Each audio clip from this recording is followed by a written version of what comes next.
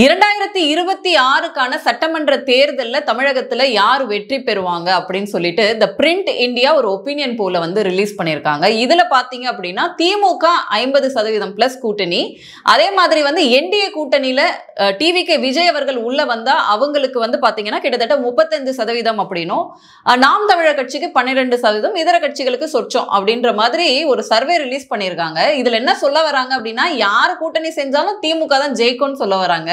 So இத பத்தி இந்த காணொளியில பார்க்கலாம். வணக்கம், நான் லோகேஸ்வரி.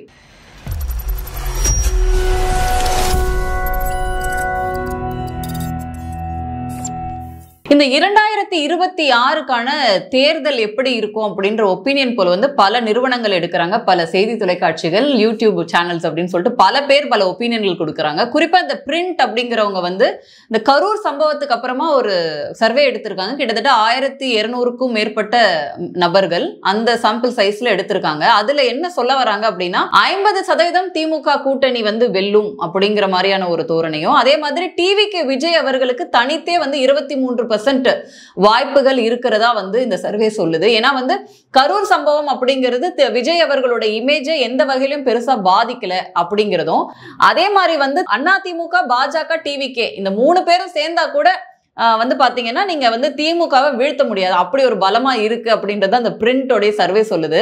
சோ என்னன்னா இது ஒரு நேரட்டிவா அப்படிதான் நம்ம பார்க்கணுமா? ஏன்னா வந்து திமுக ஜெயிக்கும் அப்படிங்கிற நேரட்டிவ் வந்து தொடர்ந்து எல்லா பக்கமும் சொல்றாங்க.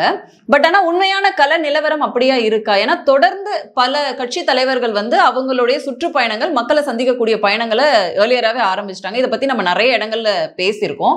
குறிப்பா எடப்பாடி பழனிசாமி அவர்கள் வந்து அவருடைய மூவ்மெண்ட் அகெயின்ஸ்ட் திமுகவுடைய அந்த ஸ்டாண்டுக்கு எதிராக அவருமே ஒரு கடுமையான குரல் கொடுக்கிறாரு. இந்த பக்கம் நயினார் நாகேந்திரன் அவர்கள், ஒரு பக்கம் அண்ணாமலை அவர்கள், நாம் தமிழர் சீமான் அவர்கள் அப்படின்னு சொல்லிட்டு எல்லா பக்கத்துல இருந்தும் இப்ப டிவிக்கு வந்து கடுமையா திமுகவை விமர்சனம் பண்றாங்க. இப்படி எல்லா கட்சியும் திமுகவுடைய ஆட்சி ஆளுமையை பத்தி கேள்விகள் கேட்கவும் இப்படியான சர்வே ரிப்போர்ட் வந்து என்ன சொல்லுதுன்னா ஈஸியாவே திமுக ஜெயிச்சிருவாங்க, விஜய் எல்லாம் ஒன்றும் பெருசா பாதிப்பு கொடுக்க மாட்டார் அப்படிங்கிற மாதிரி சொல்லுது.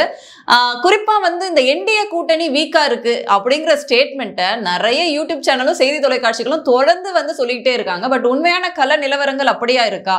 கூட்டணிக்குள்ள ஒரு அந்யோன்யம் இல்லை அப்படின்ற சொல்ற விஷயம் உண்மையா இருக்கா அப்படின்னா கிடையாது. ஏன்னா வந்து நீங்க சமீபத்துல கடந்த வாரம் வந்து திரு நயினார் நாகேந்திரன் அவர்கள் வந்து ஒரு சுற்றுப்பயணத்தை மேற்கொண்டிருக்காரு. தமிழகம் தலைநிமிர தமிழரின் பயணம் அப்படிங்கிறது தான் அதோட டைட்டில். ஏன்னா வந்து தமிழத்தை தலைகுடிய விட மாட்டேன் அப்படின்னு ஸ்டாலின் சொன்னாரு. ஸோ அதுக்கு எதிர்வினை ஆற்றும் வகையில நயினார் நாகேந்திரன் அவர்கள் ஒரு சுற்றுப்பயணத்தை ஆரம்பிச்சாரு. கிட்டத்தட்ட 5 நாட்கள் இந்த சுற்றுப்பயணம் முதல் கட்டமா முடிஞ்சது. 12ஆம் தேதி சென்ற வாரம் ஞாயிற்றுக்கிழமை இதை ஆரம்பிக்கிறாரு. 12, 13, 14, 15, 16 அப்படின்னு சொல்லிட்டு 5 மாவட்டங்கள்ல நடந்திருக்கு. ஒன்னு வந்து பாத்தீங்கன்னா மதுரையில இருந்து அவங்க ஸ்டார்ட் பண்ணாங்க. அதுக்கப்புறம் வந்து பாத்தீங்கன்னா சிவகங்கை, அதாவது காரைக்குடியில, அப்புறம் வந்து செங்கல்பட்டு, அப்புறம் வட சென்னை, மத்திய சென்னை, 5 நாள் வந்து பல தொகுதிகளுக்கு போய் சந்திச்சிருக்காரு. குறிப்பா வந்து பாத்தீங்கன்னா இங்க இடம் அலோகேட் பண்ணதுல இருந்து பல விஷயங்கள் வந்து இங்க கான்ட்ரவர்சியா போயிட்டு இருந்தாலும் கரூர் சம்பவத்துக்கு அப்புறமா ஒரு மீட்டிங் கண்டக்ட் பண்றது அப்படி ஒரு சுலபம் இல்லை அப்படின்ற ஒரு சூழலானது இருக்கு. அதோட சேர்த்து வந்து பாத்தீங்கன்னா இந்த ஸ்டேஜ்ல கலந்துகிட்டவங்க சொல்லி இருக்கக்கூடிய முக்கியமான விஷயங்கள், இந்த ஸ்டேஜ்ல யார் யாரெல்லாம் கலந்துகிட்டாங்க, குறிப்பா மதுரையில இந்த பர்டிகுலர் ஈவெண்ட் ஆரம்பிக்கும் பொழுது, ஏன்னா பாஜக இதுக்கு முன்பாகவும் பாத்தீங்கன்னா எண்மண் எண்மக்களாக இருக்கட்டும், இல்ல வேல் யாத்திரையா இருக்கட்டும், ரொம்ப சக்சஸ்ஃபுல்லா செஞ்சிருந்தாங்க. அதுல ஒரு டிரான்ஸ்ஃபர்மேஷன் வந்து பாஜகவுக்கு எப்போதுமே ஏற்பட்டது. இதை நம்ம மறக்கவே கூடாது. ஏன்னா ஹிந்து ஓட் கன்சாலிடேஷன் அப்படிங்கிறது பாஜகவை நோக்கி வருது. பாஜக ஒரு உயிர் கொடுக்குது ஹிந்துக்களுக்கு அப்படிங்கிற விஷயத்த நம்ம மறுக்கவே முடியாது. அப்படி அந்த வரிசையில இந்த பயணத்தையும் நம்ம வந்து அதுல கோட் பண்ணோம். இந்த மேடையில இருந்த முக்கியமான தலைவர்கள்லாம் யார் யாரு அப்படின்னு பார்க்கணும். நயினார் நாகேந்திரன் அவர்கள் மாநில தலைவர் தான் இந்த சுற்றுப்பயணத்தை ஆரம்பிக்கிறாரு. குறிப்பா வந்து அரவிந்த் மேனன் பிஜேபியோட நேஷனல் செக்ரட்டரி கலந்துக்கிறாரு. சுதாகர் ரெட்டி அவர்கள், அவர் வந்து நேஷனல் கோ இன்சார்ஜா இருக்காரு, அவரும் இதுல கலந்துக்கிறாரு. மத்திய அமைச்சராக இருக்கக்கூடிய எல் முருகன் அவர்கள் கலந்துக்கிறாங்க. அதோட முன்னாள் பாஜகவின் மாநில தலைவராக இருந்த திரு அண்ணாமலை அவர்கள், அவரும் ஸ்டேஜ்ல பேசியிருந்தாங்க. திரு ராம சீனிவாசன் அவர்கள், வானதி சீனிவாசன், அதிமுக சார்பாக வந்து பாத்தீங்கன்னா எம்எல்ஏவா இருக்கக்கூடிய மதுரை வெஸ்டோட எம்எல்ஏவா இருக்கக்கூடிய செல்லூர் ராஜு அவர்கள், அப்புறம் ராஜன் செல்லப்பா அவர்கள் கலந்துக்கிட்டாங்க. ஆர்பி உதயகுமார் அவர்கள், அவரோட ஸ்பீச்சும் பயங்கர வைரல், அவர் கலந்துக்கிட்டாரு.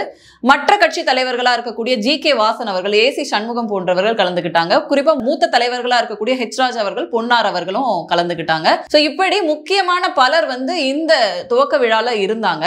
இதுல நடந்த அந்த ஸ்பீச் இருக்கு இல்லையா, அது பயங்கர ஹைலைட்டா இருந்துச்சு அப்படின்னு தான் சொல்லணும். ஓகே, இதுல குறிப்பா பேசின நயினார் அவர்கள் சொன்ன ஹைலைட்டட் பாயிண்ட்ஸ் நம்ம பார்க்கணும். என்னன்னா, திமுகவோட அழிவு காலம் ஆரம்பிச்சிடுச்சு, இன்னும் 177 நாள் தான் வீட்டுக்கு போறதுக்கு அப்படின்னு சொல்லியிருந்தாரு. இந்த பயணம் அப்படிங்கிறது ஒரு சாதாரண பயணம் கிடையாது, மக்களோட கொண்டு போய் சேர்க்கக்கூடிய ஒரு அரசியல் பயணம். இது மக்களுக்கு தேவையானதை செய்து கொடுக்கணும், மக்கள் கிட்ட போய் சேரணும் அப்படின்ற நோக்கத்துல தான் இந்த பயணத்தை ஆரம்பிக்கிறோம் அப்படிங்கறத சொல்லியிருந்தாங்க. குறிப்பா திமுகவை கடுமையா சாடி இருந்தாரு. என்னன்னா, இது ரொம்ப ஊழல் நிறைந்த அரசியல். இது அதே மாதிரி வாரிசு அரசியல் வந்து பயங்கரமா இருக்கு திமுகவை பொறுத்த வரைக்கும். அது மட்டும் இல்லாம இந்த பிளவுவாத அரசியல கில்லாடியா இருக்கக்கூடிய திமுக ஒரு கட்சியை இன்னொரு கட்சியை மோத விட்டுட்டு எப்போதுமே வந்து பாத்தீங்கன்னா டிஃபென்ஸ்லயே தான் நம்ம இருக்கணும், அவங்க தான் வந்து புது புது பிரச்சனையை கிளப்பி விடுவாங்க. அந்த மாதிரியான விஷயங்களுக்கெல்லாம் வந்து ஒரு முடிவு கட்டியே ஆகணும் அப்படின்னு பேசியிருந்தாரு. அதுலயும் வந்து பாத்தீங்கன்னா அவர் ஹைலைட் பண்ணி பேசின விஷயங்கள், கரூர் கூட்ட நெரிசல் விவகாரத்தை இதை எப்படியா கையாண்டுச்சு திமுக அரசு, கள்ளச்சாராய மரணம் இருந்துச்சு இல்லையா கள்ளக்குறிச்சியில, சோ இதை எப்படி கையாண்டாங்க, அதே மாதிரி போதை வஸ்துகளா இருக்கட்டும், இங்க நடக்கக்கூடிய குற்றச்சம்பவங்கள் பெண்களுக்கு எதிராக, குறிப்பா திருவண்ணாமலை விஷயம்லாம் நம்ம ஹைலைட் பண்ணியே பேசணும். போலீஸ்காரங்களே பெண்ணை பலாத்காரம் பண்ண சம்பவம் எல்லாம் நடந்திருந்துச்சு.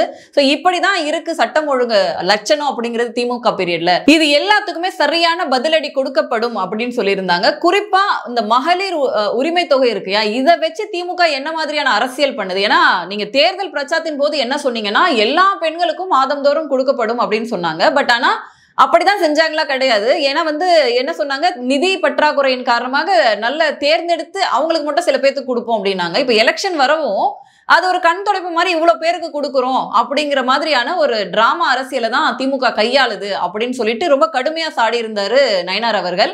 சோ எது எப்படியோ திமுக வீட்டுக்கு அனுப்பியே ஆகணும், அவங்களுக்கு நேரம் வந்துருச்சு அப்படிங்கிற மாதிரி பேசியிருந்தாங்க. சோ இதே மேடையில பேசின அண்ணாமலை அவர்கள் அவருமே நிறைய ஹைலைட்டட் பாயிண்ட் பேசியிருந்தாங்க. சோ இங்க எல்லோரும் என்ன சொல்றாங்க அப்படின்னா, பாஜகவுடன் டிவிக்கே போயிரும், அதிமுகவும் பாஜகவும் ரொம்ப ட்ரை பண்றாங்க அப்படின்னு சொல்றாங்க. பட் இங்க இவர் பேசும்பொழுது ஆக்டர் இன் பாலிடிக்ஸ் இருக்காங்க இல்லையா, இதை வந்து நீங்க வந்து குளாரிஃபை பண்ணாதீங்க அப்படின்ற மாதிரி பேசியிருந்தாரு. சோ இதை செய்யறதுக்கு மூலமா ஆட்டோமேட்டிக்கா வந்து பாத்தீங்கன்னா தேர்ட் ஃப்ரண்ட்ல இருக்கக்கூடிய திமுகவுக்கு இது வந்து சாதகமா இருக்கும், ஓட்டுகள் பிரியும் பொழுது இது திமுகவுக்கு சாதகமா அமையும் அப்படிங்கிற மாதிரியான விஷயங்கள் அவர் மேடையில பேசியிருந்தாரு.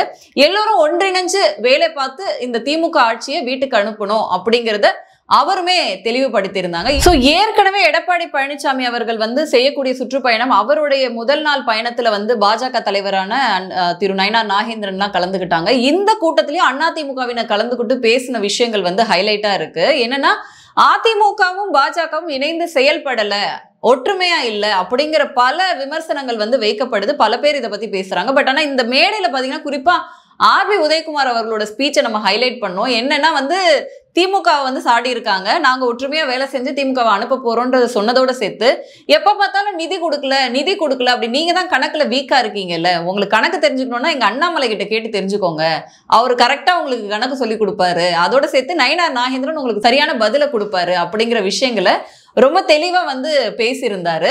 சோ இது மூலம் வந்து அதிமுக பாஜக களத்துல ஒன்னா சேர்ந்து பயணம் பண்றாங்க அப்படிங்கறத வெளிப்படையா வந்து சொல்லியிருக்காங்க. அதோட சேர்த்து ஜி.கே. வாசன் அவர்களோட பிரசன்ஸா இருக்கட்டும், ஏசி சண்முகம் அவர்கள் கலந்துகிட்டதா இருக்கட்டும், இது இவங்க ஒரு கூட்டணியா பலமா இருக்காங்க, அவங்களோட ஆதரவை தெரிவிக்கிறாங்க, இந்த பயணங்கள் மூலமா மக்களிடையே கொண்டு போய் சேர்க்க முடியும் அப்படிங்கறத நம்புறாங்க. திமுக இந்த மாதிரியான கருத்து கணிப்புகளை கட்டவிழ்த்து விடுறது, இல்லது வந்து அவங்களுடைய பவரை காட்டுறது, பேசுறவங்களோட குரவலையெல்லாம் நெரிக்கிறது, கூட்டம் நடத்துறதுக்கு பாத்தீங்கன்னா பல தடங்களை கொடுக்கறது, இந்த இடத்துல பண்ணக்கூடாது, அந்த இடத்துல பண்ணக்கூடாது, நீங்க வரக்கூடாது, அவங்க வரக்கூடாது அப்படின்னு சொல்லிட்டு அவங்களுடைய அந்த தேர்தல் பயம் வந்து அவங்க கண்ணில் தெரியுது அப்படின்னு சொல்லலாம். ஏன்னா குறிப்பா நயினார் நாகேந்திரன் அவர்களுடைய இந்த பயணம் பொறுத்த வரைக்கும் எல்லாத்தையுமே அவங்க உடைக்கிறாங்க. ஏன்னா வந்து கிரௌடு வராதுன்னு சொல்றது, கிரௌடு அங்க நல்லா கிரௌடு காட்டுறாங்க, அதே மாதிரி மக்கள் வந்து ஏத்துக்கிறாங்க, இந்த கூட்டணியை மக்கள் ஏத்துக்கிறாங்க அப்படிங்கிற மாதிரி எடப்பாடி பழனிசாமி அவர்களோட கூட்டமா இருக்கட்டும் அல்லது நயினார் நாகேந்திரன் அவர்கள் கூட்டமா இருக்கட்டும், இங்க வந்து கிரௌட் வந்து வராங்க. அதே மாதிரி ரெண்டு கூட்டணி தலைவர்களுமே வந்து பிரசன்ட் ஆகி அங்க வந்து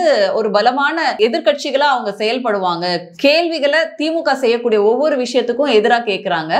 இது வந்து பாத்தீங்க அப்படின்னா திமுகவுக்கு சாதகமான நிலையா கண்டிப்பா இருக்காது. ஏன்னா வந்து இந்த மாதிரியான மக்கள் சந்திப்புகள் நடக்கும் பொழுது ஒவ்வொரு மாவட்டத்திலையும் அவங்க வந்து பலப்படுத்தும் பொழுது கொஞ்சம் முன்னாடியே மக்களை போய் சந்திக்கக்கூடிய இந்த மாதிரியான பயணங்கள் இருக்கு இல்லையா, இது வந்து பாத்தீங்கன்னா கடைசி நிமிஷம் அந்த ஓட் டிரான்ஸ்பர் அப்படிங்கிறத நடத்தும். ஏன்னா திமுக மேல இருக்கக்கூடிய அதிருப்தி, அவங்க செய்யக்கூடிய இந்த மிஸ்மேனேஜ்மெண்ட் இருக்கு இல்லையா, ஒவ்வொரு துறையிலையும் செய்யக்கூடிய ஊழல், அவங்களுடைய உட்கட்சியில நடக்கக்கூடிய பிரச்சனைகள், அதோட அவங்க மக்களுக்கு வந்து செய்யக்கூடிய அநியாயங்கள் எல்லா டிபார்ட்மெண்ட்லயும் அவங்களுக்கு எதிரான போராட்டங்கள் அப்படிங்கிறது எவ்வளவா நடக்குது அப்படின்னு நம்ம தினம் தினம் பார்க்கிறோம். ஸோ என்ன விஷயத்துக்கும் ரொம்ப ப்ராம்ப்டா ஆக்ட் பண்ற மாதிரி திமுகவே தான் தலையில வண்ணவாரி போட்டுக்கிற மாதிரி நிறைய விஷயங்கள் செய்யறாங்க. ஸோ இப்போ எதிர்கட்சிகள் பலமாகும் பொழுது ஆட்டோமேட்டிக்கா திமுக பலகீனம் அடையும் அப்படிங்கிறது தான் பாயிண்ட் இல்லையா? ஸோ 2026 தேர்தல்ல கண்டிப்பா திமுக வீட்டுக்கு அனுப்பப்படும் அப்படிங்கிற நோக்கம் தான் நயினார் அவர்களுடைய இந்த பயணம் அப்படிங்கிறது சொல்லுது. ஏன்னா வெறும் ரேலி மாதிரி அவங்க கொண்டு போல ஒவ்வொரு இடங்கள்லயும் போய் நீங்க பாத்தீங்கன்னா நிறைய கூட்டங்கள் அவர் நடத்துறாரு, நிறைய பேர் போய் சந்திக்கிறாரு, குறைகள் கேட்கிறாரு.